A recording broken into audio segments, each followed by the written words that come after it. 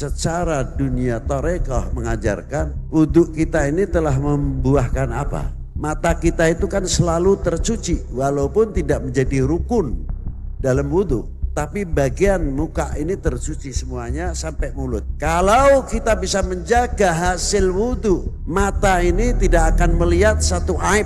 Untuk membuka aibnya saudara sendiri, aibnya umat, aibnya bangsa, mata ini akan menjaga dari hal-hal itu. Mulut kita juga sama.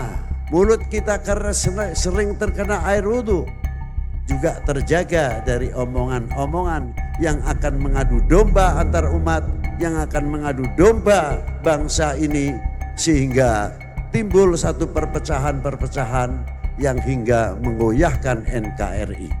Apabila kita mau menteladani, mempelajari hikmah daripada wudhu sampai ke telinga yang sering kita menjadi rukun dalam wudhu, membasuh kedua telinga.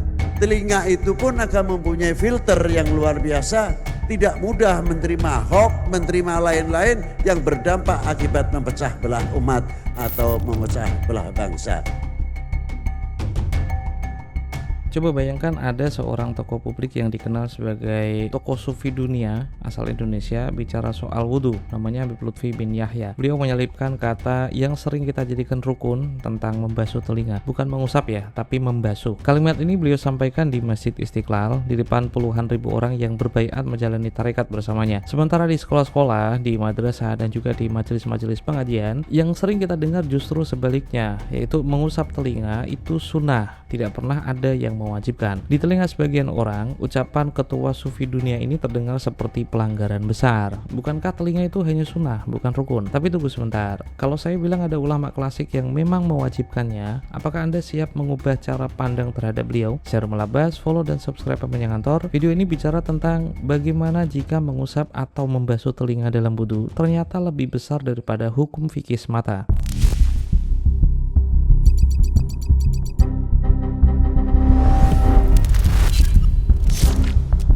Kitab-kitab ringkas bertema fikih 4 mazhab seperti yang saya sajikan ini ialah Fikih al-Madzahibil Arba'ah. Dalam mengulas fardu-fardu di dalam wudhu, lumrahnya memulai dari 4 fardu wudhu yang eksplisit di dalam Al-Quran, yaitu membasuh wajah, membasuh tangan hingga siku, mengusap kepala baik itu sebagian atau seluruhnya, dan membasuh kaki hingga mata kaki. Di sini Hanafiyah tidak menambah fardu lain di luar 4 yang Qur'ani. 3 mazhab lain memang memiliki tambahan kewajiban menurut usul masing-masing seperti niat, tertib, dan mualah, tapi tidak mengubah kerangka dasar bahwa 4 anggota inilah yang pasti disebut wahyu dalam Al-Quran. Begitu masuk detail, pembahasan langsung menyempit ke batas wajah. Syafi'iyah, Malikiyah, dan Hanabilah, wajah itu dari tempat tumbuh rambut kepala yang lazim, bukan garis dahi yang mundur ke belakang karena botak, hingga ujung bawah dagu bagi yang tak berjanggut. Bagi yang berjanggut, batasnya itu sampai ujung rambut janggut, sekalipun panjang ya. Syafi'iyah menambahkan satu catatan penting, bagian bawah dagu itu termasuk wajah, jadi wajib dibasuh. Hanafiyah, batas wajah itu dari hairline lazim sampai ujung dagu. Bila janggut menjuntai melewati kulit dagu, rambut yang menjulur itu tidak wajib dibasuh. Dalam poin tentang bawah dagu, Hanafiyah sejalan dengan Malikiyah dan Hanabilah, tidak wajib dibasuh. Masuk ke status ke janggut. Para imam sepakat bahwa janggut yang tipis, yang kulit wajah di baliknya itu nampak, wajib disela, yaitu air harus mencapai kulitnya. Bila janggut tebal, maka cukup membasuh bagian luar, menyelai jadi tidak wajib, dan hukumnya sunnah saja. Malikiyah memberikan garis agak ketat. Meski tidak wajib menyelai hingga air menyentuh kulit, wajib menggerakkan janggut dengan tangan agar air itu masuk di sela rambut, walau tidak menembus ke kulit. Lalu ada detail kecil tapi agak sering terlupa, bagian putih di atas tonjolan pangkal telinga. Syafi'iyah dan Hanafiyah itu menganggap area itu bagian wajah, oleh karena itu wajib dibasuh. Malikiyah dan Hanabilah menganggapnya sebagai bagian kepala, jadi cukup diusap, tidak perlu dibasuh. Baru setelah semua batas ini rapi, teks berpindah ke telinga. 3 mazhab kecuali Hanabilah itu sepakat bahwa telinga itu bukan wajah. Hanabilah berbeda, telinga itu termasuk bagian wajah, jadi wajib dibasuh. Perbedaan penempatan anatomi ini itu penting karena menentukan perlakuan. Kalau telinga diposisikan sebagai wajah, dia cenderung dibasuh. Kalau dia bagian dari kepala, ya cukup diusap. Jika diposisikan sebagai anggota tersendiri, statusnya sering sunnah di luar fardu yang Qur'ani tadi. Kesimpulannya, dari 4 mazhab yang masih ada di masa sekarang, ada yang mewajibkan telinga untuk dibasuh karena dianggap bagian dari wajah. Ada juga yang mengatakan bahwa cukup diusap karena dianggap sebagai bagian dari kepala. Kemudian membaca kitab Al-Hawi Al-Kabir milik Al-Mawardi membantu kita melihat spektrum penuh penjelasan ini. Di sana ditegaskan posisi jumhurnya, mashul uzunain sunnatun walaysa biwajibin wa huwa qaulu jumhuril fuqaha. Jadi mengusap telinga itu sunnah, bukan wajib. Inilah pendapat jumhur fuqaha atau mayoritas fuqaha. Namun Imam Mawardi tidak berhenti pada mayoritas. Beliau mencatat pendapat minoritas, yaitu Ishaq bin Rahaweh. Waqala Ishaq bin Rahaweh, mashul uzunain wajibun. Mengusap telinga itu wajib. Kemudian disusul Ibn Sirin dan Az-Zuhri juga mengatakan annahuma minal wajhi wa yusalani ma'ah. Jadi kedua telinga itu bagian dari wajah, makanya itu wajib dibasuh bersama wajah. Dari sini kita tahu bahwa bagi Imam Ishaq bin Rahaweh, telinga itu wajib diusap dengan air. Sementara bagi Ibn Sirin dan Az-Zuhri, telinga itu bagian dari wajah, dan jika memang ini bagian wajah, maka wajib dibasuh bersama wajah. Secara usul, memasukkan telinga ke definisi wajah itu membuatnya terkait dengan perintah fagsilu wujuhakum, yaitu basuhlah wajah kalian, sehingga kewajiban muncul secara eksplisit. Imam Mawardi juga memetakan pendapat lain. Hanafiyah dan Malikiyah memposisikan telinga sebagai bagian kepala, logisnya ya diusap. Sedangkan Syafi'iyah memandang telinga itu bukan kepala dan juga bukan wajah. Telinga merupakan sunnah tersendiri yang diusap dengan air baru, bukan air sisa air kepala. Harus diusap luar dan dalam sekaligus, dan dua jari itu masuk ke liang telinga. Ikhtilaf kecil ada pada apakah jari itu memakai air baru atau sisa air usapan telinga. Bagi Imam Mawardi sendiri, pendapat yang mengatakan telinga wajib diusap, bukan dibasuh ya, itu cukup problematik. Singkatnya, sanad hadisnya itu diperselisihkan. Sekalipun diterima, maknanya itu paling jauh tasbih fil hukm, yaitu diperlakukan seperti kepala. Jadi cukup diusap, bukan naik derajatnya sampai ke tingkat rukun. Pada intinya, apa yang ingin saya sampaikan adalah ada riwayat yang mewajibkan telinga untuk diusap dan ada yang mewajibkan telinga itu dibasuh karena menganggapnya bagian dari wajah. Meski pendapat ini bukanlah arus utama. Sehingga andaikan memang tokoh publik tadi, tokoh sufi tadi itu mengatakan mengusap telinga ini rukun, meskipun bukan pendapat arus utama, ternyata ada dasarnya. Dan yang lebih dalam dari itu, Habib Lutfi itu bicara dalam kapasitasnya sebagai tokoh sufi dan bicara di hadapan orang-orang yang ingin berbaiat menjadi salik dengannya. Di awal kalimat pun beliau membatasi redaksinya dengan di kalangan torekoh. Jadi ada celah untuk memahami ucapan beliau dalam konteks tertentu. Memvonis Habib Lutfi tanpa membaca teks fikih yang lebih luas, tanpa memahami konteks majelis bai'ah, dan tanpa membedakan hukum dari hikmah, maka tanpa tiga hal ini, kritik kepada beliau cuma jadi serangan yang rapuh dan salah kamar. Bagi orang sufi dan tarekat, apa yang menjadi sunnah itu seolah-olah kadang-kadang ya itu jadi wajib. Jadi apa yang status fikihnya mustahab, bagi sufi itu seolah-olah menjadi fardu. Apa yang kata fikih makruh, bagi sufi itu seolah-olah menjadi haram. Bukan untuk mewajibkan atau mengharamkan hal yang sudah ditentukan, tapi untuk memaksa dirinya sendiri sebagai salikin. Salah satu kebiasaan yang lain dari sufi itu kan memberikan nilai-nilai filosofis. Dan nilai filosofis yang kontekstual ini ialah mengusap atau membasuh telinga di dalam wudu. Sekadar contoh, dalam Hikmatut Tasyri' wa Falsafatuhu ada uraian unik seperti ini. Setiap anggota wudu itu memiliki nazafah hissiyah atau kebersihan fisik dan nazafah maknawiyah atau kebersihan maknawi. Untuk telinga disebutkan allati tasma'u lagwal qawli wa hajrul kalami wa fuhsyahu. Demikian pula telinga karena ia adalah anggota yang mendengarkan perkataan sia-sia, ucapan tercela dan kata-kata keji. Bagi yang belum tahu, uraian filosofis ini menyandarkan kepada hadis fa iza masah ra'sahu kharajatil khotoya min ra'sihi hatta takhruja min tahta uzunaihi. Ketika seseorang mengusap kepalanya, maka keluarlah dosa-dosa dari kepalanya hingga keluar dari bawah kedua telinganya. Mengusap atau membasuh telinga dalam wudu secara fisik tidak hanya membersihkan debu, tapi juga menjadi simbol pembersihan diri dari informasi yang merusak. Hadis yang dikutip dalam kitab ini menegaskan keluarnya dosa min tahta uzunaihi, yaitu keluar dari bawah telinga ketika berwudu. Ini metafor bahwa wudu yang mewajibkan mengusap atau membasuh telinga dengan air bersih itu seharusnya menciptakan pendengaran yang bersih dari keburukan. Penafsiran ulama kontemporer seperti yang diterapkan oleh Habib Lutfi yang menyebut telinga itu sebagai filter hoax adalah penerapan penerapan praktek klasik pada konteks modern. Hoax dan fitnah di media sosial misalnya yang ditangkap di telinga setiap orang itu berfungsi seperti lagun dan fuhsyah di masa lalu. Ucapan tercela dan kata-kata keji yang keduanya itu merupakan racun bagi telinga. Hikmah maknawi ini adalah inti pesan yang seharusnya kita tangkap ketika mendengarkan ceramah beliau di Istiqlal. Perdebatan status hukum itu tidak seharusnya mengaburkan pesan moral yang sudah diakui sejak lama dalam tradisi. Tapi sayang sekali karena Habib Lutfi adalah Ba'alawi, maka celah untuk membingkainya sebagai sufi dunia yang tidak memahami rukun wudhu jauh lebih dicari dan diminati bagi orang-orang yang hasud daripada pesan moral yang beliau sampaikan. Padahal fikih juga mengakomodasi orang-orang sufi yang mau mendudukan telinga sebagai bagian tubuh yang wajib diusap atau dibasuh dalam wudhu. La ingkaro fi masailil khilaf. Jadi tidak perlu berdebat tentang urusan-urusan yang